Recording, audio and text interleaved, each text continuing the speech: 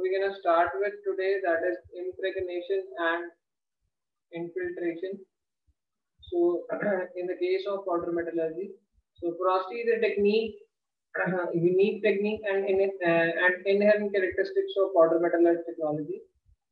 It can be exploited to create special products by filling the available pore space with oils, polymers, or metals. We were discussing yesterday also about this. That was the impregnation and infiltration is basically we are filling up the porosity or the pores with this. That is with oils or with polymers or with metals in this case. So it considers into come into two categories. First is impregnation and second is infiltration. So, how we do it, form one and one on one here on. Impregnation is a term used when oil or other fluid is permeated into the pores of centered PM part. So, like it is normally impregnation is when we add oil or any other fluid, and that is in a liquid form, and we add it into the pore. That is, and that is performed after the process of sintering. Yeah. So, then common products are oil impregnated bearings, gears, and similar components. Like in the case of moving parts, like in case of your gears, in case of your bearings, in this case, we normally they are oil impregnated parts, because in this the pore has to be impregnated with the oil or a fluid in this case. Alternative application is when parts are impregnated with polymer resins that seep into the pore spaces in liquid form and then solidify to create a pressure tight part. So we have an alternative application for this also, then where we can say fluid in or flow in not the oil into it, or but we flow it into a polymer resins basically. And that polymer resins, they are in the liquid form. They seep up into the pore spaces. They are went to the pore spaces, and then the liquid form. And after some time, we can say a period of time, they solidify and they create a pressure tight part. Means uh, just to increase the fluency of that parts, we just made it to flow inside the pores in this part, and then they are made to solidify into after this, and when they are made to solidify into this, then they are able to create a pressure tight part in this case. Now next is infiltration, operation in which pores of the powder metallurgy part are filled with molten metal. So firstly, in the case we were discussing of your impregnation, we normally use oils or resins in this case. But in the case of infiltration, the pores of the powder metallurgy are filled with molten metal. They will put it in the liquid form, but that is in the molten form, that is the molten metal form. The melting point of the filler metal must be below that of the powder metallurgical part. So that is the only condition and the useful condition for this, because the temperature of the melting point of the filler metal, that is the melting temperature of the filler material, should always be less than that of the melting point of the part. Because if the melting point of the filler is not less than this, or is greater than this, so then it won't be melted, and when it passes into the powder metallurgy part or in the part, it melts on this. So it should be always the filler material should have lesser we can say melting point, because if it is in the higher ranges of temperature, when it will be coming in contact with the metal part, it will be melting the whole part of this cell. So it is not only increases the fluency of this, because the purpose of adding a filler material is to let it flow into the pore spaces, and for the purpose of flowing, we are making it in the liquid form. Yeah? But if they like the temperature of the melting point of the filler material is higher than the part, then the moment it enters into the pore spaces, it will melt up whole of the material, whole of the, we can say, centered part, and there will be no pores. Then it will be the melting of all over the parts, and there will be all in the liquid state only. Involves heating the filler metal in contact with the sintered components. So capillary action draws the filler into the pore. So normally we use in this case capillary action by this. So how we get on with the capillary action in this case is it's because the filler metal is in contact with the sintered component. It is made in contact with the sintered component, and when it becomes in the liquid form, or it is wholly melted in this case, So capillary action that draws the filler, it takes the filler into the pores. Then the vacuum is created and it sucks on the filler into the pores in this part. So resulting structure is relatively non-porous and infiltrated part has more uniform density as well as improved toughness and strength.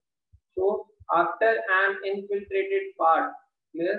So the resulting structure that is formed in this case is very relatively non-porous. All of the pores have been filled in with your molten metal in this case, and the infiltrated part has become more. Obviously, when the pores are filled up, the density of the material will get to increase in this part. As well as and when the density of that material will be increasing in that part, there will be change in the properties also, like it will have improved toughness, it would have improved strength in this case. So that is all we get to know about these things. That is because the being a non-porous, it was having a lesser density there, and it's having a non-uniform density. Like in the spaces where the pores are more there, so in that case it will be the lesser in density. But when the liquid metal is infiltrated into the pore, all the pores are filled up with the liquid metals. The pore spaces are not vacant spaces, are filled up by the pores in this case. So there will be a uniform distribution of density. So it will have a uniform density, and when we can say the density has it's a uniform density and the pores are filled up. Obviously, it will be having the effect on the properties like the hardness and toughness and strength in this case. So that is the strength will be increased in this case. The toughness of the part will be increased in this case. So that is the part of infiltration, and that is done after the sintering of the part. Now, after that, we have alternative pressing and sintering techniques. So, conventional press and sinter sequence is the most widely used shaping technology in powder metallurgy. So, normally we have your press and a sinter sequence normally. So, additional methods of processing PM parts are include isostatic pressing, powder injection molding, powder rolling, extrusion and forging. That is the case of powder rolling for this. Combined pressing and sintering. We have again combined pressing also, and we are doing sintering also, and liquid phase sintering in this case. We have a liquid phase sintering also. So now we see the isostatic pressing in this case. So we see here it is performed, cold isostatic is performed at a room temperature with liquid as a pressure medium. So in this case, it is done at a room temperature. Clear? It is isostatic, and it is also known as cold isostatic pressing because it is being done at a room temperature. Hot isostatic performed at elevated temperature with gas as a pressure medium. Earlier, when we are using for going for cold isostatic pressing, we are using water as your pressure medium. But in case of hot isostatic pressing, we are performing at an elevated temperature with a gas as pressure medium. So now what we see in this case, this is a fluid under pressure, that is normally water in this case. This is the powder in this case, and when it is, this is a pressure vessel, this is a flexible mold. It is get to compressed upon this part, so the pressing is done upon this part. So fluid compresses the powder and make it into a, we can say, and we get a compacted part out of this. Then again, in the case of isostatic pressing, this is a hot, it's a pressure vessel, and this is a gas under pressure is kept under the furnace also. So, and this is a flexible mold in this case, and the powder is put into the mold in this part.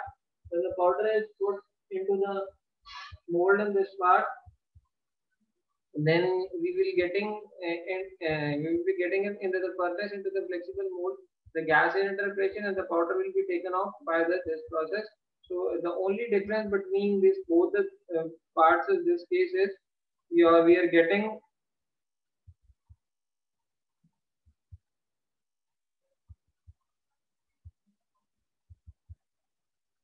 it into after the part of hot isostatic compressing out of this.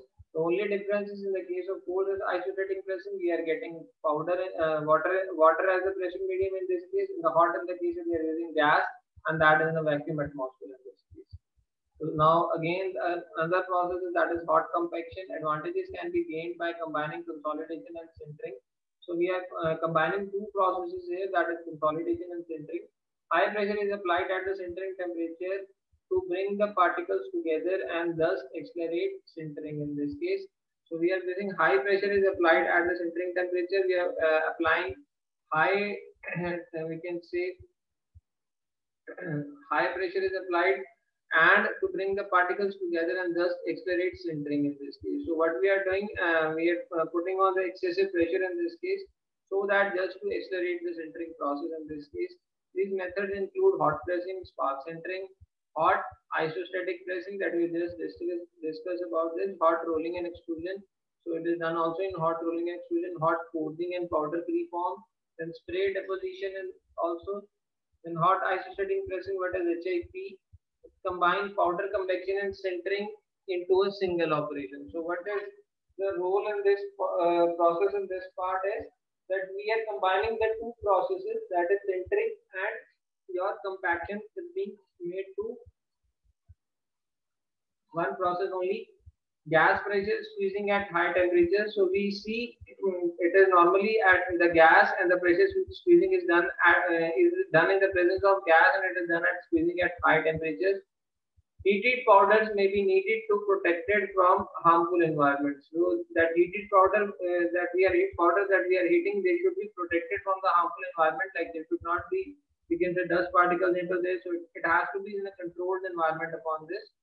So products emerge at full density with uniform isotropic properties. So products out of this emerge at a full density with uniform isotropic properties, means there is a uniform distribution of powder into this. Because when we are doing the compaction also with sintering, means we are compacting also and we are providing the heat also. So it is being compacted at the same time and melted at the same time. So we are getting a fuller density in this case. And also the added advantage is the uniform isotropic properties, because it is done in an even shape in a die. So it is not like the some part is getting the more of the pressure and other part is getting the lesser pressure in this case. So it is getting the uniform, there will be uniform distribution of isotropic properties for this part. So if we discuss about this, so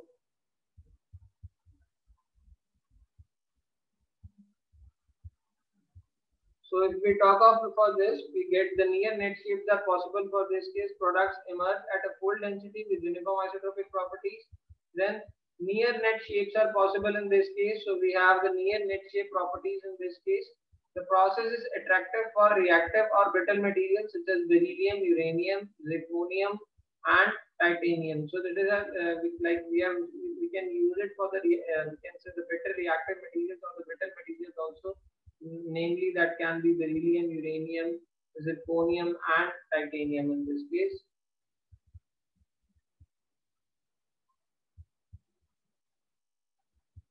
Hot isostatic pressing is used to densify existing parts. So where we do usually employ these parts in this case, it is used to densify existing parts. It is used to heal internal porosity in casting. So normally it is when we have to increase the density or existing parts, we have to increase the density of the part. We use HIP, that is hot isostatic pressing. Then we have the internal porosity in casting, like in some case, if there is a, we can say high levels of porosity of internally in the castings. So we have to, because we cannot infiltrate or impregnate at this stage into the metal into this. So the best thing we can do is we can apply compaction and sintering at the same time.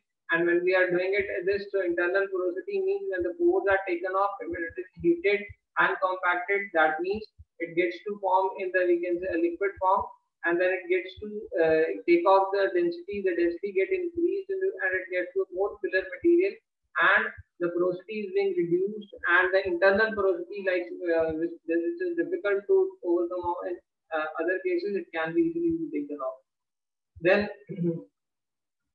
seal internal cracks in a variety of products, like if we, in this case we can seal the internal cracks, like if in the case when it has been done, there is a crack, internal crack has developed in between the making of the product. So what will be we doing it upon this, when there will be there will be compaction and heating. So when we heating, the metal will be melted up and that crack will be filled automatically. Plus the compressive force will be, we can say it is it will be acting in two ways. See, the compressing will be we can say shortening the gap or lessening the scratch or gap in between them, and the heating will of this, like when we are sintering it, like when we are sintering it with temperatures about this, So what will be happening? It will be converted into a liquid form and it will be pressed upon that part. So HHP is relatively long, expensive, and unattractive for high volume production. So the main problem or the issue is that the hot isostatic pressing is like it's a long process, expensive, and it is unattractive for because we can perform it on a low volume production or a low bulk budgets. In we have like we have the not very long process is required for this. We can put it for a uh, we can the short volume production for this.